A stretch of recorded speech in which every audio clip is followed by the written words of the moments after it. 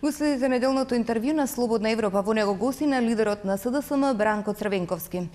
Да почнеме со самитот на НАТО во Чикаго во мај. Господине Црвенковски, какви се вашите очекувања од самитот и како го коментирате односот на владата кон ова? Владата веќе се изјасни дека нема преголеми очекувања од овој самит, зашто нашите напори за зачленување во алијансата продолжуваат и после тоа.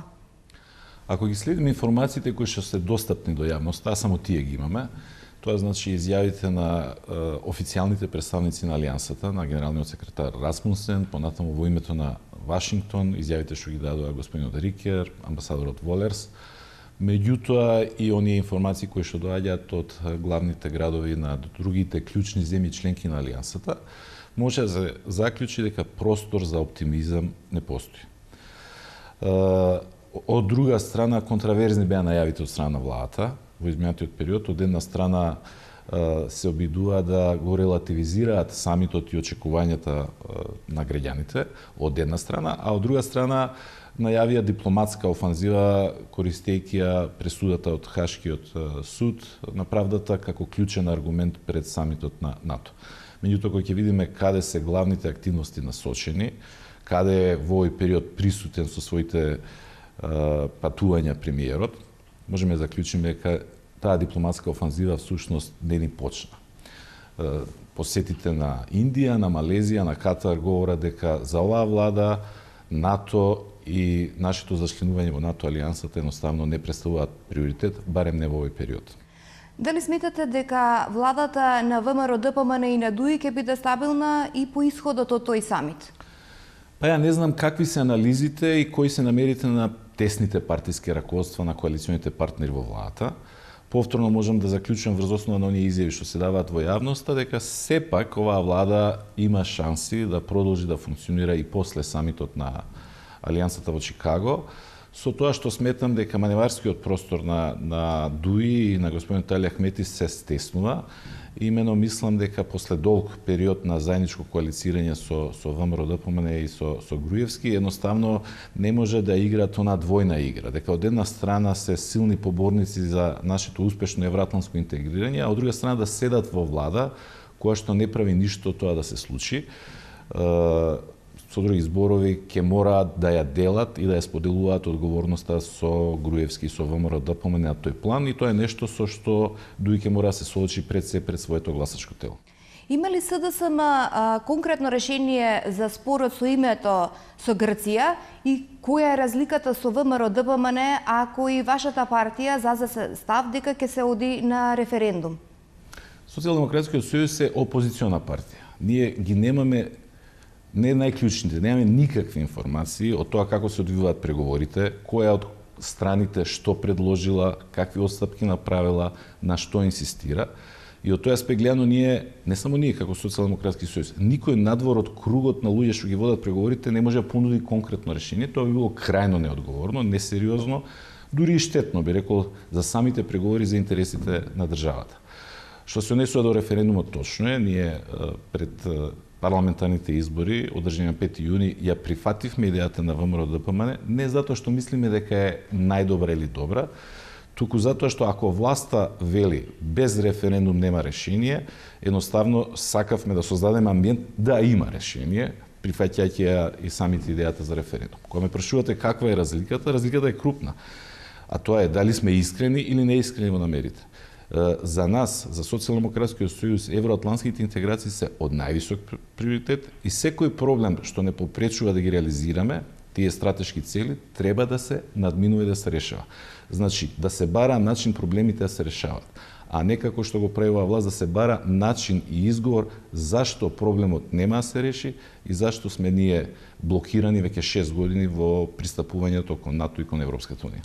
Добро, но дали СДСМ во интерес на придобивање повеќе гласови го врти курсот кон се понагласен патриотизам? Не би рекол дека е тоа така, не се работи за никаква тактика, туку се работи за една принципиална политика. Ја можам тоа да го објаснам преку конкретни примери. Да речеме, ако говориме за амнестијата на хашките случаи, Едноставно не се работи за тактички пристап или настап од страна на СДСМ за да придобива гласови, туку за еден принципиален став дека амнестија за воени злосторства против човештвото не може и не смее да има.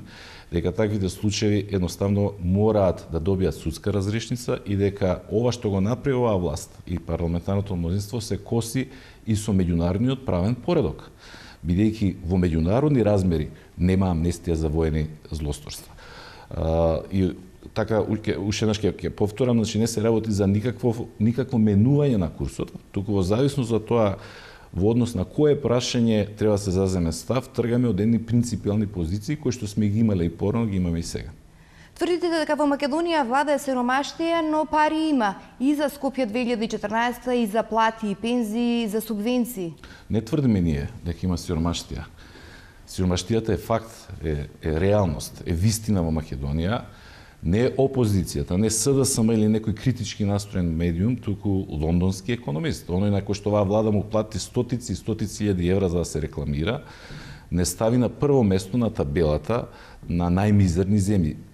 И сосема сте во право, делува абсурдно, нелогично, ненормално делува да во државата каде што има толкова сиромаштија, каде што луѓето страдаат, каде што стандардот на луѓето се уништува од ден во ден со енормно зголемување на цените на живеачката, на основните потребштини, владата решава да потроши до сега околу 350 милиони евра, а никој не знае колку тоа ќе изнесува до крајот за еден проект како што се нарекува Скопје 2014, значи за споменици, триумфални капи, музеи.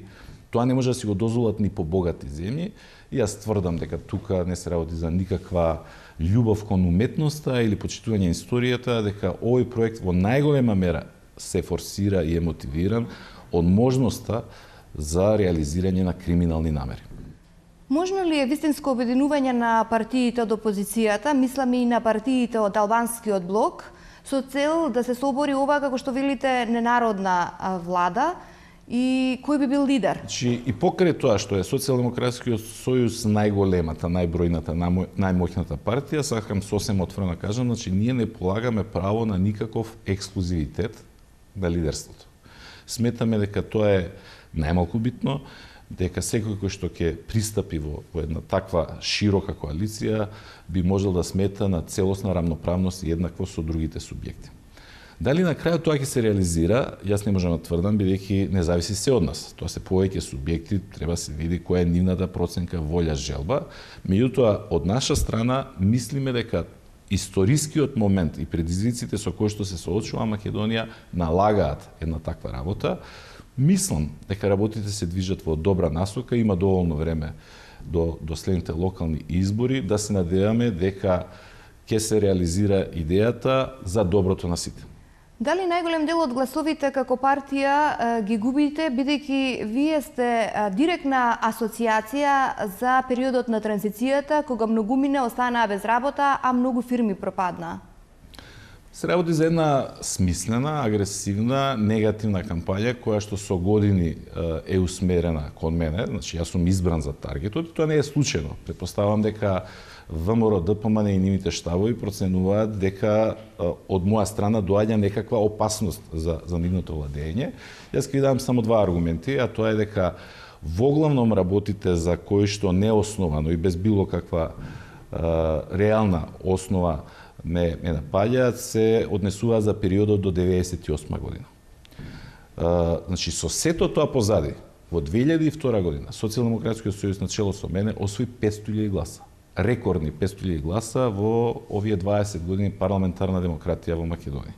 И втората работа е во период кога бев претседател на државата, СДСМ функционираше со други лидери. Да подсетам само дека на изборите 2008 година успеа партијата да освои 220.000 гласа, а сега на последниве парламентарни избори 370.000 гласа. Значи, конкретните резултати говорат спротивно на таквото тврдење. Мене ми е сосема јасно дека ВМРО ДПМН би биле најсреќни ја да не постои. Меѓутоа, на нивна жалост, тука сум со посилен мотив и волја од било кога да ја водам оваа политичка битка и ќе мора да се соочат со тоа. Ви благодарам на разговорот. Го следете неделното интервју на Слободна Европа. До гледање.